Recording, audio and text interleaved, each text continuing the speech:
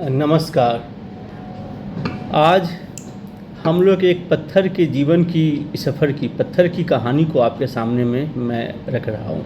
उससे आपको क्या प्रेरणा मिलती है और हमारे जीवन के लिए क्या सीख है, इसी को हम लोग आज इस कहानी के माध्यम से जानेंगे। क्या होता है कि एक बड़ा राजमहल है, उसके नीचे पड़े हुए कुछ पत्थर हैं। बड़ा सा राजमहल है, नीचे में पत्थर है, गलियों में ऐसे पड़ा रहता है। कुछ बच्चे खेलते हुए आए, उसमें से एक बच्चा ने उस पत्थर को उठाया और राजमहल के खिड़की की ओर फेंका। जैसे ही फेंका, पत्थर ऊपर उठने लगा। अब यदि पत्थर आपस में बात करते या पत्थरों का अपना कोई समाज होता, कोई देश होता, तो वो कैसे बात करते? जो जैसे वो पत्थर ऊपर उठने लगा, नीचे के सारे पत्थर आंखें फाड़ के देख रहे हैं कि देखो ये कैसे ऊपर जा रहा है। सब उसकी जय जयकार करने लगे कि ये महान है, धन्य है कि ऊपर जा रहा है। पत्थरों के इतिहास में ऐसा पहली बार हुआ था, क्योंकि पत्थरों का जो स्वभाव है वो नीचे की ओर गिरना है। पत्थर ढलाई में गिरते हैं, चढ़ान में वो चढ़ते नहीं है। तो पत्थरों का ये स्वभाव है कि वो नीचे की तरफ ही आएंगे। पत्थर को ऊपर उठने का कोई रास्ता या कोई उनका नियम नहीं है। अचानक एक पत्थर ऊपर उठ रहा है तो सबको लगा कि कितना महान है जो ऊपर जा रहा है। सभी ने जय जयकार करना शुरू किया। जो पत्थर ऊपर जा रहा था उसको अपने जय जयकार सुनाई दी। क्या होता है कि लोगों को तो जय जयकार बिना जय जयकार के भी सुनाई देती है। कुछ लोग कहते हैं कि मेरी जय जयकार हो रही है, बट जय जयकार नहीं होती है। और यहाँ तो वास्तविक में पत्थर का जय जयकार हो रहा था, तो वह तो उसको सुनाई देगा ही। पत्थर हाथ हिला के बोलता है अपने नीचे पड़े हुए साथियों से, जो मैं जा रहा हूँ आकाश की ओर, और जब आऊँगा तो अपना अनुभव मैं आप लोग को बताऊँगा।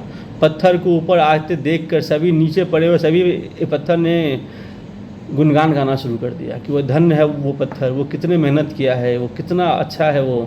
ठीक है, सब उसका जय जयकार करने लगे, सभी ताली मारने लगे, सभी जोश में आ गए। बहुत लोगों ने बोलना शुरू किया कि यह मेरा बेटा है, कोई बोला कि यह मेरा भाई है। तो ऐसे ऐसे सभी ने अपने अपने, कोई बोला मेरा शिष्य है, कोई बोला मेरा गुरु है।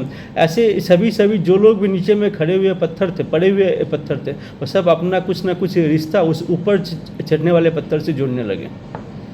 अब क्या होता है, पत्थर ऊपर की ओर बढ़ता है और जाते ही वो पत्थर जो शीशा उससे टकराता है। अब पत्थर का शीशा से टकराना शीशा का टूटना ही है। इसमें तो शीशा का टूटना एक साधारण सी बात है। शीशा का टूटना उसका शीशा होने से मतलब है, और पत्थर का पत्थर होने से मतलब है। जब कहीं भी पत्थर और शीशा टकराएगा तो शीशा टूटेगा ही। यह एक आम सी बात है। इसमें कोई पत्थर की बहादुरी नहीं है और न ही कोई शीशे की कमजोरी है। बट हुआ क्या, जैसे ही पत्थर शीशे से टकराया तो पत्थर आप खूब ज़ोर से खिलखिलाया। उसका अहंकार और अधिक हो गया कि मैंने कहा था ना कि मेरे रास्ते में मत आओ, जो भी मेरे रास्ते में आएगा वो टूट जाएगा। देखा तुम टूट गए, तुम चूर चूर हो गए। पत्थर ने कहा कि जो मुझसे टकराएगा वो चूर चूर हो जाएगा। और पत्थर शीशे को तोड़ते हुए फर्श पर पड़े हुए गलीचा पर, कारपेट पर वो पड़ा। बहुत महंगी कारपेट थी, महल की कारपेट थी, वहाँ पर पड़ा। पत्थर थक गया था, उसने बहुत लंबी सफ़र तय की थी। सड़क से महल का सफ़र लोगों को जन्मों लग जाते हैं, बट पत्थर ने उस सफ़र को तय किया था। उस सफ़र के बाद पत्थर पूरा थक गया था, तो वो गलीचा पर जाके पड़ा। कितना आराम से वो पत्थर वहाँ पर लेटा हुआ है। पत्थर बोले वाह, शायद सबको पता था कि कोई एक महान आदमी आने वाला है, इतना अच्छा महल बनाया गया है, कोई एक महान पत्थर आने वाला है, इतना अच्छा महल बनाया गया मेरे लिए। और देखो कितने सुंदर गलीचा है, कितना सुंदर कारपेट है, कितने आरामदायक कारपेट है मेरे लिए ये बिछाए गए हैं। कुछ तो मेरे में है जो सब मुझे इतना सम्मान दे रहे हैं। उसी बीच में क्या होता है कि जैसे ही उस शीशे के टूटने की आवाज़ आती है, जो राजमहल का नौकर है वो दौड़ के आता है और पत्थर को देखता है। और जो नौकर ने उस पत्थर को हाथ में उठा लिया। पत्थर कहता है, पत्थर और गदगद हो गया, लगता है इस महल का मालिक आया और मुझे अपने हाथों में उठाया है। और नौकर ने उस पत्थर को उठा के नीचे की ओर फेंक दिया। जैसे नीचे की ओर फेंका, पत्थर के मन में ये विचार आया कि बहुत दिन हो गया अपने भाइयों से मैं नहीं मिला, चलो अब जाके उनसे मिलता हूँ। और बहुत धन्य है कि उसने मुझे फेंक दिया, मैं अपने भाइयों के पास जा रहा हूँ। ठीक है, जैसे वो पत्थर नीचे की और आया, सभी पत्थर आंखें फाड़ के देख रहे थे, उनका इंतजार कर रहे थे कि कब मेरा भाई आकाश की सफ़र से आएगा। और पत्थर को आते ही सब जय जयकार करने लगे, सब ने उनको घेर लिया, सभी ने सेल्फी ली, फ़ोटो ली, तस्वीर ले, जलसा बैठा गया, उनका सम्मान समारोह किया गया, बताया गया कि अपने अनुभव को बताओ। तो वो पत्थर कहा, जो पत्थर ने जो अपने अनुभव में बहुत सारे गुणनफल किए, उसने एक शीशा तोड़ा था, उसने बताया कि मैंने जो भी मेरे रास्ते में आया मैं सब कुछ तोड़ता गया। उसने 10-12 शीशे तोड़ दिए। वो एक महल में गिरा, उसने बताया कि मैं 50 महल में गया। एक हाथ ने उठाया, उसने कहा कि 100 हाथों ने उठाया, मेरा पूजा किया, मेरा सम्मान किया, मेरा सत्कार किया। सब चीज़ को बढ़ा बढ़ा के उसने बताया। नीचे जो उसके साथी पत्थर थे वो बोल रहे, वाह तुम महान हो, तुम्हारा जैसा अचीवमेंट बहुत कम का होता है, तुम अपनी आत्मकथा लिखना, ये हमारे बच्चों के काम आएंगे, ये पत्थर समाज के लिए कि नींव का पत्थर होगा, तुम अपनी आत्मकथा लिखो और ये हमारे लिए बहुत ही आवश्यक है। आप लोगों को सुन के कुछ आयरनी आ रहा होगा, हंसी आ रहा होगा, बट ये कहानी एक पत्थर की नहीं है, ये कहानी आपकी, हमारी, हम सब की है। हम क्या कहते हैं? हम जब इस दुनिया में आए, क्या कभी आपने सोचा कि आपको क्यों लाया गया? किस शक्ति ने आपको इस दुनिया में भेजा? कोई अनजान हाथों ने आपको उठा के इस पृथ्वी पर भेज दिया? हम भी तो उसी पत्थर की तरह है। और हम लोग क्या कहते हैं? मेरा जन्मदिन। जैसे वो पत्थर बोल रहा था कि मेरा भाग, मैं ऊपर जा रहा हूँ, मैं शीशे को तोड़ रहा हूँ, वैसे मैं कहता हूँ मेरा जन्मदिन। कैसा जन्मदिन आपका? आपका क्या योगदान है आपके जन्मदिन में? क्या आपसे पूछा गया था? आप कब जन्मोगे, आप किस परिवार में आओगे, क्या आपसे पूछा गया था?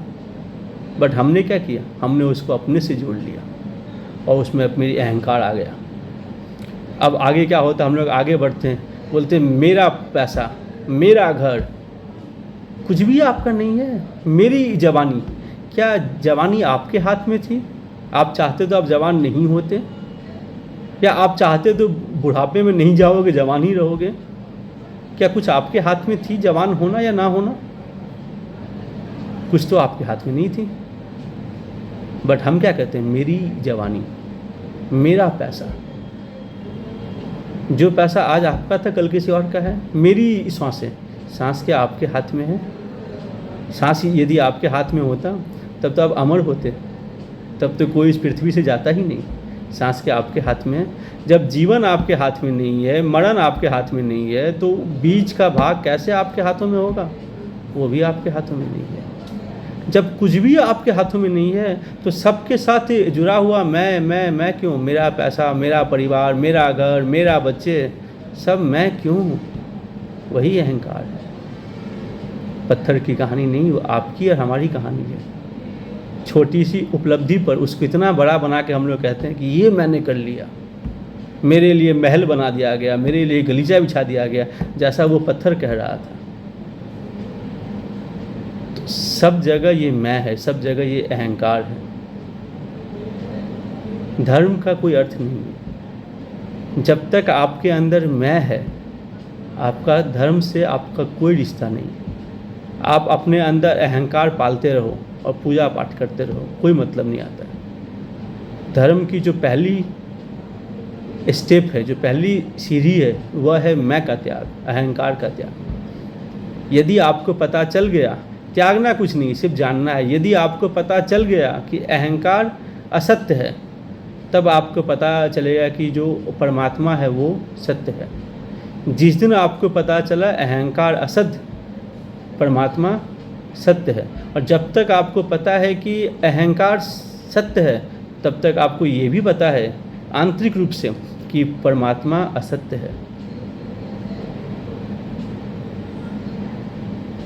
क्योंकि यदि आपके अंदर अहंकार है, तब आप पूजा पाठ करो, तब आप क्या कहते हो? मैंने पूजा किया, मैंने दान दिया, मैंने लोगों को दान दिया, मैंने ये पूजा कर लिया, मैंने ये मंदिर बना लिया, सब में मैं आ गया। बट आप तो कहीं हो ही नहीं, आप तो उस पत्थर की तरह हो। जिसे किसी अदृश्य हाथों ने फेंका था। जिस दिन आपने इस मैं का त्याग कर दिया, उस दिन आपको पता चल जाएगा, जिस दिन आपको समझ में आ गया कि मैं नहीं है, आपकी आंखें खुल गई, उस दिन आपको परमात्मा की पहली सीढ़ी की तरफ आप आगे बढ़ गए। उसके बाद अब पूजा पाठ करो, जो भी करो, आपको उसमें सब में फल मिलेगा, सबका अपना एक परिणाम आएगा, क्योंकि अब आपके साथ मैं जुड़ा हुआ नहीं है। अहंकार का त्याग, इस अहंकार का त्याग मैं नहीं कहता, क्योंकि त्यागने में भी कुछ एक आपको कुछ त्यागना पड़ता है। पत्थर को समझ में आ गया कि वो पत्थर है, बस यही काफ़ी है। आपको समझ में आ जाए कि सब ऊपर वाला है, बस वही काफ़ी है। त्यागने की ज़रूरत नहीं, देखने की ज़रूरत है, उस समझ की ज़रूरत है। जब आपने समझ लिया, वही सफिशिएंट है, वही पर्याप्त है। कबीर दास ने क्या कहा था? जब मैं था तब हरि नहीं, जब मैं था तब हरि नहीं, अब हरि है तो मैं नहीं। जब तक मैं था तब तक हरि नहीं था, जब तक आपके अंदर अहंकार था तब तक भगवान नहीं था, और जैसे ही आपके अंदर हरि आया, मैं खत्म हो गया। तो ये बात आप नोट कर लीजिए, ध्यान में रखिए। अहंकार को देखिए, समझिए, जानिए, ये अनुभव से होता है। धर्म एक अनुभव है, धर्म कोई शिक्षा नहीं, धर्म एक अनुभव है। जो अब मैं किसी को कुछ बता नहीं सकता कि अहंकार कैसे आती है, क्यों आती है।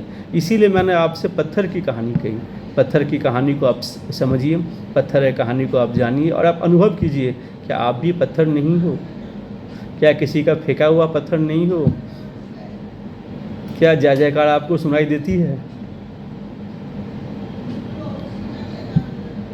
यदि मेरा मैसेज आप तक पहुंच गया हो तो बहुत आभार।